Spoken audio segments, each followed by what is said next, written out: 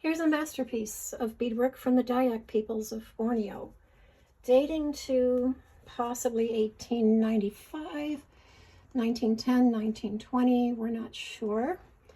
It would have been attached to the back of a child's baby carrier.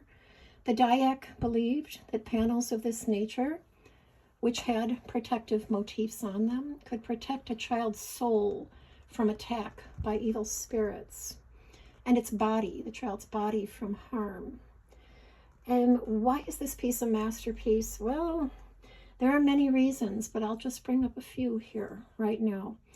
A male artist, would have carved the pattern into a block of wood for this piece, or possibly cut it out of a piece of newspaper with a stylus. At any rate, however he made it, it doesn't matter. It's clear that he had a very complete notion in mind of what this design should look like before he drew it or carved it. It's a complex notion, very artistic, very beautifully done. Everything interlocks. All of the motifs have a place, and all of the motifs interlock with the motifs next to them. That's a fundamental notion in Dayak culture, that all living entities and spiritual entities are connected. Think of the rainforest, how all the trees, the canopy of the trees, all the branches interconnect. The same kind of notion seems to be at work here. Well, that's one reason. But the woman who beaded over this piece with dozens of vertically moving threads was a very advanced, gifted beadworker. How can we tell? Well, look at the lines. They are flawlessly rendered in a technique that doesn't really want to render beautiful diagonal lines, as well as this woman did. Another reason, let's look at the individual motifs. Something like this suggests a mask. In Dayak culture, masks or mask-like motifs were very common, and their function was to ward off spiritual harm, to protect human beings from harm. And see how they stare out at the world, at the spirits that might be oncoming to the humans. And curiously, the eyes are very pronounced, and that's typical in Dayak art and in Dayak beadwork. The eyes are always pronounced. In this case, however, it looks as if the eyes are actually serving a double purpose. They also look like hornbill heads, hornbill bird heads in profile. So a side view of a hornbill head.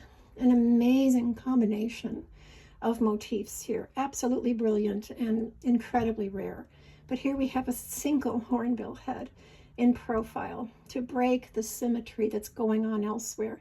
And here another mask-like motif.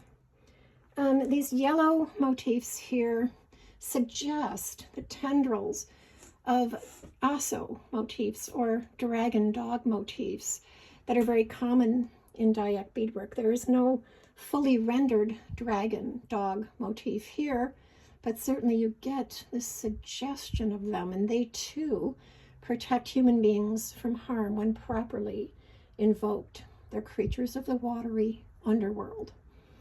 And there's a lot more that we could say about this piece. Just for the family that made this piece to gather the European glass beads needed to make this piece, it's not likely that they got them all at once. It's likely that they assembled them over time, and that some of these are heirloom beads collected over decades by the family or borrowed from other people in the village so that this piece could be created. It was separated from the baby carrier that it was attached to and preserved. The Dayak appreciated pieces like this. They admired the workmanship, and they kept them as sort of heirlooms, living testaments to the fact that the child grew up safely and survived to adulthood without any kind of mishap, or without any serious mishaps. Anyway, there's a lot more we could say about this piece, but for now, we're just introducing it and showing it to you and hoping you like it. Thank you.